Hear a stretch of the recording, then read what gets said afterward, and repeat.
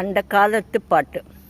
கோழி ஒரு கூண்டிலே, சேவல் ஒரு கூண்டிலே, நாங்கள் 2 பேரும் நோவேர். ஏன் தெரியுமா? பிரிந்து வாழக்கூடிய தம்பதிகளின் குழந்தைகளின் அடையாளமாக அந்த பாட்டு அந்த காலத்தில் பாடப்பட்டது. இன்று இது சகஜங்க.